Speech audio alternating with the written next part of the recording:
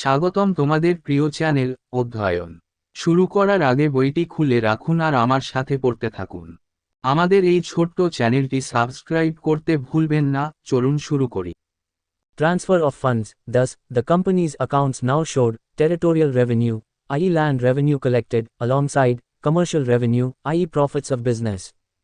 The company began using its territorial revenue from one region to pay for conquests of other regions. In fact, it was the Bengal peasant who bore the main burden of British conquest of India. It was also used to finance companies' exports to Europe and its investment in China to buy tea and silk. Thus, the company now ran a perfectly self-contained system, needing no funds from England. This system continued in full swing from 1765 till 1813 when the company's monopoly was abolished. The native Indian courts were the biggest patrons of fancy arts and handicrafts and often employed the best craftsmen. Their destruction spelled doom upon court artisans as well. তহবিল স্থানান্তর। এইভাবে কোম্পানির অ্যাকাউন্টগুলি এখন বাণিজ্যিক রাজস্ব অর্থাৎ ব্যবসার লাভ এর সাথে টেরিটোরিয়াল রেভিনিউ অর্থাৎ ভূমি রাজস্ব সংগৃহীত দেখিয়েছে। কোম্পানি অন্য অঞ্চলের বিজয়ের জন্য অর্থ প্রদানের জন্য একটি অঞ্চল থেকে আঞ্চলিক রাজস্ব ব্যবহার করা শুরু করেছে। প্রকৃতপক্ষে এটি ছিল বাংলার কৃষক যারা ব্রিটিশ ভারত জয়ের প্রধান ভার বহন করেছিল। এটি ইউরোপে কোম্পানির রপ্তানি এবং চীনে চা ও রেশম কেনার জন্য বিনিয়োগের জন্য অর্থায়নের জন্য ব্যবহৃত হয়েছিল। এইভাবে কোম্পানিটি এখন পুরোপুরি স্বয়ংক্রিয়ভাবে পরিচালিত হয়েছিল। ব্যবস্থা ছিল ইংল্যান্ড থেকে কোন তহবিলের প্রয়োজন ছিল না। এই ব্যবস্থাটি 1765 থেকে 1813 সাল পর্যন্ত পুরোদমে চলতে থাকে যখন কোম্পানির একচেটিয়া বিলুপ্তি ঘটে। স্থানীয় ভারতীয় আদালত ছিল অভিনব শিল্প ও হস্তশিল্পের সবচেয়ে বড় পৃষ্ঠপোষক এবং প্রায়শই সেরা কারিগর নিয়োগ করত। তাদের ধ্বংসের বানান সর্বনাশ আদালতের কারিগরদের উপরও। As mentioned above, the territorial revenue thus extracted was also used to buy Indian goods, purchases known as investments, and export them to Britain in the form of Indian tribute to Britain. This is how there began the drain of wealth, or the unilateral transfer of funds from India. Such exports remitted resources out of India, while India received no imports in return. Other forms of transfer of funds from India to England included business profits of private traders, earnings of Englishmen from plunder and bribery, payments made to shipping companies, banks and insurance companies in England as well as companies' remittance to England. The remittance was to pay for the salary of companies' employees in England, interest on loans taken by the company in England, dividends to the stockholders of the company, etc. This became known as home charges and was the sum total of money transferred to England by the company's government after it stopped trading in 1833. Such a transfer of funds naturally impoverished India. উপরে উল্লিখিত হিসাবে এইভাবে আহরিত আঞ্চলিক রাজস্ব ভারতীয় পণ্য বিনিয়োগ নামে পরিচিত ক্রয় কিনতে এবং ব্রিটেনে ভারতীয় শ্রদ্ধা আকারে ব্রিটেনে রপ্তানি করতে ব্যবহৃত হতো। এভাবেই ভারত থেকে সম্পদ নিষ্কাশন বা একতরফা অর্থ স্থানান্তর শুরু হয়। এই ধরনের রপ্তানি ভারতের বাইরে সম্পদ প্রেরণ করে যখন ভারত বিনিময়ে কোনো আমদানি পায়নি। ভারতীয় থেকে ইংল্যান্ডে তহবিল স্থানান্তরের অন্যান্য রূপগুলির মধ্যে রয়েছে ব্যক্তিগত ব্যবসায়ীদের ব্যবসায়িক মুনাফা, লুণ্ঠন ও ঘুষ থেকে ইংরেজদের উপার্জন, ইংল্যান্ডের শিপিং কোম্পানি, ব্যাংক ও বীমা কোম্পানিকে অর্থ প্রদানের পাশাপাশি কোম্পানির ইংল্যান্ডে রেমিট্যান্স। রেমিট্যান্সটি ছিল ইংল্যান্ডে কোম্পানির কর্মচারীদের বেতন, ইংল্যান্ডে কোম্পানির গৃহীত ঋণের সুদ, কোম্পানির স্টকহোল্ডারদের লভ্যাংশ ইত্যাদির জন্য। এটি হোম চার্জ নামে পরিচিত হয় এবং ইংল্যান্ডে স্থানান্তরিত মোট অর্থের সমষ্টি ছিল। 1833 সালে বাণিজ্য বন্ধ করার পরে কোম্পানির সরকার কর্তৃক Use of coercion, even though exports to Britain, in the form of tribute, increased, the Indian artisans did not gain anything as the company used its political power to bully the weavers and artisans of Bengal into selling their products at low and dictated prices, even if they incurred a loss. In fact, the company's servants coerced the Bengal weavers to restrict their buying and selling activities to the company alone. They were forced to buy raw cotton from and sell cloth to the company alone.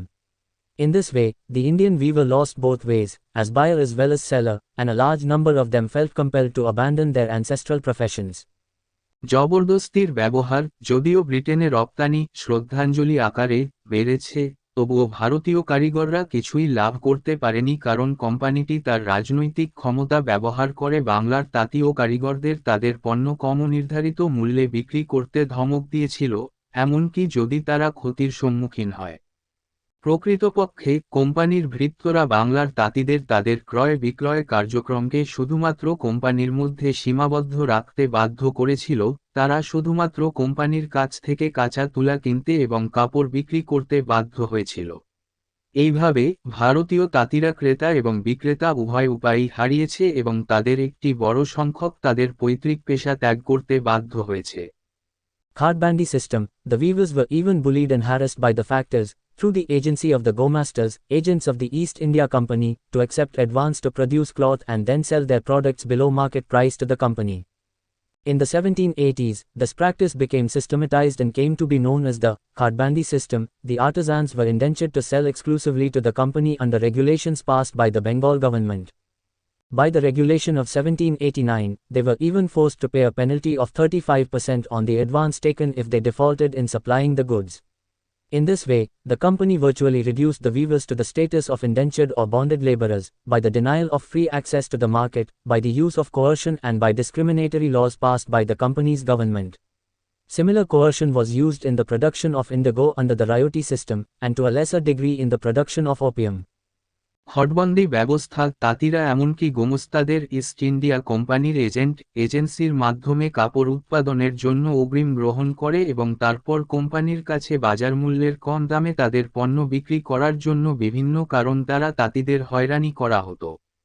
1780 এর দশকে এই প্রথাটি সুশৃঙ্খল হয়ে ওঠে এবং এটি খতবন্দি পদ্ধতি নামে পরিচিত হয়। কারিগরদের বঙ্গ সরকার কর্তৃক প্রণীত প্রবিধানের অধীনে কোম্পানির কাছে একচেটিয়াভাবে বিক্রি করার জন্য চুক্তিবদ্ধ করা হয়েছিল। 1789 সালের প্রবিধান দ্বারা তারা পণ্য সরবরাহে খেলাপি হলে নেওয়া অগ্রিমের উপর 35% জরিমানা দিতে বাধ্য হয়েছিল।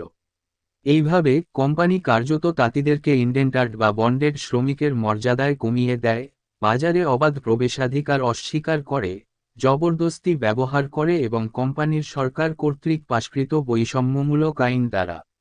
অনুরূপ জবরদস্তি রিয়তি পদ্ধতিতে নীল উৎপাদনে এবং আফিম উৎপাদনে কিছুটা কম পরিমাণে ব্যবহৃত হতো। Rayoti system or Assamivar, unlike in the case of tea, where crops were produced by hired labor, in the case of indigo the preferred system was one in which the ryot or peasant could be coerced into supplying the required product at a very low price, known as the Rayoti system. The peasant had to use his own plough, bullocks, etc. to raise the crop, but he was not paid enough for this by the planters. The company found it more profitable to use state power to coerce the small peasant into unprofitable cultivation rather than engage in direct production with hired labor.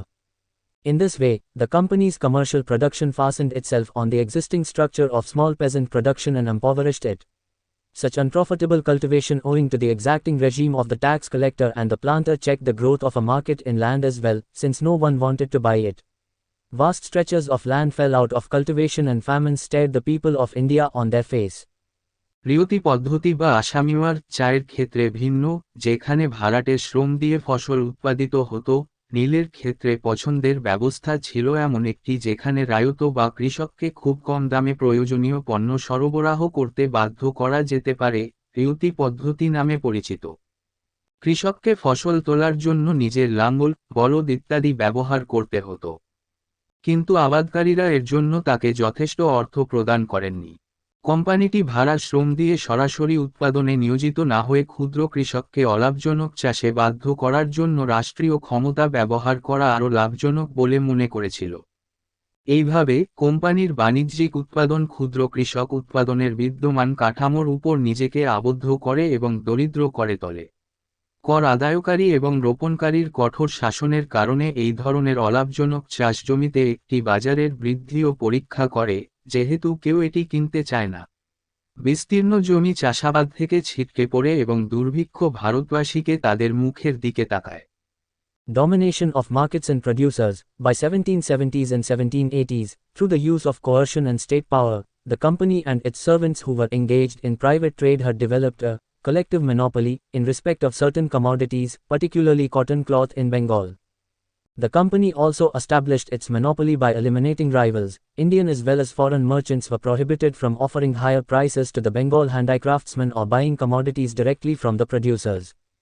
বাজার এবং উৎপাদকদের আধিপত্য 1770 এবং 1780 এর দশকে জবরদস্তি ও রাষ্ট্রীয় ক্ষমতা ব্যবহারের মাধ্যমে কোম্পানি এবং এর সেবকরা যারা ব্যক্তিগত বাণিজ্যে নিয়োজিত ছিল তারা বাংলায় কিছু পণ্য বিশেষ করে সুতি কাপড়ের ক্ষেত্রে একটি সম্মিলিত একচেটিয়া করে তুলেছিল।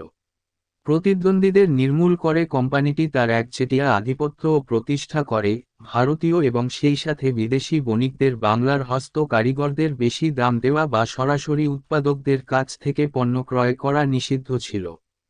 A result of the system of monopoly and coercion was the creation of a buyer's market, i.e. a market where the buyer can dictate the price, the buyer here being the English company and its servants, at the cost of the seller being the India peasant and artisan. Such short-sighted policies of the company to make quick and large profits severely affected the textile industry and the economy on the whole. একচেটিয়া এবং জবরদস্তির এই ব্যবস্থার ফলে একটি ক্রেতার বাজারের সৃষ্টি হয়েছিল, অর্থাৎ এমন একটি বাজার যেখানে ক্রেতা মূল্য নির্ধারণ করতে পারে। এখানে ক্রেতা হচ্ছে ইংরেজ কোম্পানি এবং তার সেবক বিক্রেতা মূল্যে ভারতের কৃষক এবং কারিগর হওয়া। দ্রুত এবং বড় মুনাফা অর্জনের জন্য কোম্পানির এই ধরনের অদূরদর্শী নীতি বস্ত্র শিল্প এবং সামগ্রিকভাবে অর্থনীতিকে মারাত্মকভাবে প্রভাবিত করেছে। Use of import restrictions. Further, Indian textiles were also subjected to heavy import duties on entering England, since the British government wished to protect its indigenous manufactures. The company's own short-sighted policy together with sanctions against Indian import into Britain resulted in a progressive decline in the export of Indian cotton goods. The income of weavers and spinners was drastically reduced and thereby restricted any possibility of capital accumulation and technological innovations in the sector of Indian industry. However, the real blow to Indian manufacturers came in 1813, as now they began to lose in their home market itself. আমদানি বিধিনিষেধের ব্যবহার উপরন্তু ভারতীয় টেক্সটাইলগুলিকে ইংল্যান্ডে প্রবেশের ক্ষেত্রেও ভারী আমদানি শুল্ক আরোপ করা হয়েছিল, যেহেতু ব্রিটিশ সরকার তার দেশীয় উৎপাদনগুলিকে রক্ষা করতে চেয়েছিল। ব্রিটেনে ভারতীয় আমদানির বিরুদ্ধে নিষেধাজ্ঞা সহ কোম্পানির নিজস্ব অদূরদর্শী নীতির ফলে ভারতীয় তুলা পণ্যের রপ্তানি প্রগতিশীলভাবে হ্রাস পেয়েছে। তাঁতি ও স্পিনারদের আয় ব্যাপকভাবে হ্রাস পেয়েছে এবং এর ফলে ভারতীয় শিল্পের এই খাতে পুঁজি সঞ্চয় এবং প্রযুক্তিগত উদ্ভাবনের যে কোনো সম্ভাবনা সীমিত করা হয়েছিল। তবে ভারতীয় উৎপাদনগুলিতে আসল ধাক্কা 1813 সালে এসেছিল, কারণ এখন তারা তাদের বাড়ির বাজারেই হারাতে শুরু করেছে। While the system of taking funds out of India was being gradually perfected and India's traditional manufacturing sector was being steadily weakened under the company, in the same period Britain had begun its industrial revolution and was rapidly expanding its own industries. Wealth from India, plunder of Bengal 1757, played a significant role in the accumulation of capital in England needed for industrialization, 1760. যখন ভারতের বাইরে তহবিল নেওয়ার ব্যবস্থা ধীরে ধীরে নিখুঁত হচ্ছিল এবং কোম্পানির অধীনে ভারতের ঐতিহ্যবাহী উৎপাদন খাত ক্রমাগত দুর্বল হয়ে যাচ্ছিল, সেই সময়ে ব্রিটেন তার শিল্প বিপ্লব শুরু করেছিল এবং দ্রুত তার নিজস্ব শিল্পগুলিকে প্রসারিত করেছিল। ভারত থেকে পাওয়া সম্পদ বাংলার লুণ্ঠন 1757, শিল্পায়নের জন্য 1760 ইংল্যান্ডে পুঁজি সংগ্রহে গুরুত্বপূর্ণ ভূমিকা পালন করেছিল। Britain's Industrial Revolution, 1760 to 1840, completely transformed Britain's economy and it now sought new markets for its manufactures, particularly cotton manufactures, which served as the main vehicle of industrial revolution in Britain. Also, it now needed more raw material than before to feed its rapidly growing industries. Thus, the whole basis of economic relationship between India and England was steadily changing. As England rapidly transformed into the world's first industrial capitalist country, the merchant company that had acquired the Indian Empire was now required to fulfill a different role. Thus, the East India Company used its power and position to transform India into a market for industrial goods and a supplier of raw material. Britain শিল্প বিপ্লব 1760 থেকে 1840 Britain অর্থনীতিকে সম্পূর্ণরূপে রূপান্তরিত করেছে এবং এটি এখন তার উৎপাদন, বিশেষ করে তুলা তৈরির জন্য নতুন বাজারের সন্ধান করেছে, যা ব্রিটেনে শিল্প বিপ্লবের প্রধান বাহন হিসাবে কাজ করেছিল। এছাড়াও এটির দ্রুত বর্ধনশীল শিল্পগুলিকে খাওয়ানোর জন্য এখন আগের তুলনায় আরও বেশি কাঁচামালের প্রয়োজন। এইভাবে ভারত ও ইংল্যান্ডের মধ্যে অর্থনৈতিক সম্পর্কের সমগ্র ভিত্তি ক্রমাগত পরিবর্তিত হতে থাকে। ইংল্যান্ড দ্রুত বিশ্বের প্রথম শিল্প পুঁজিবাদী দেশে রূপান্তরিত হওয়ার সাথে সাথে যে বণিক কোম্পানিটি ভারতীয় সাম্রাজ্য অধিগ্রহণ করেছিল তাকে এখন একটি ভিন্ন ভূমিকা পালন করতে হবে। এইভাবে ইস্ট ইন্ডিয়া কোম্পানি তার ক্ষমতা এবং অবস্থান ব্যবহার করে ভারতকে শিল্প পণ্যের বাজারে রূপান্তরিত করেছে এবং একটি কাঁচামাল সরবরাহকারী। Industrial Revolution in Britain further strengthened this colonial pattern when British manufacturing launched a powerful campaign against the company, 1793 to 1813, and succeeded in abolishing monopoly. Now the policy of free trade was introduced, allowing unrestricted entry of British goods into India that wreaked havoc on Indian indigenous industry. Britain শিল্প বিপ্লব এই ঔপনিবেশিক প্যাটার্নকে আরও শক্তিশালী করে যখন British নির্মাতা কোম্পানির বিরুদ্ধে একটি শক্তিশালী অভিযান শুরু করে 1793 থেকে 1813 এবং একচেটিয়া বিলুপ্তি করতে সফল হয়। এখন মুক্ত বাণিজ্য নীতি চালু করা হয়েছিল, ভারতে ব্রিটিশ পণ্যের অবাধ প্রবেশের অনুমতি দেয় যা ভারতীয় দেশীয় শিল্পকে ধ্বংস করে দেয়। এখানেই এই ভিডিওটি শেষ করলাম। পরবর্তী ভিডিওতে আমরা বাকিটা পড়ব।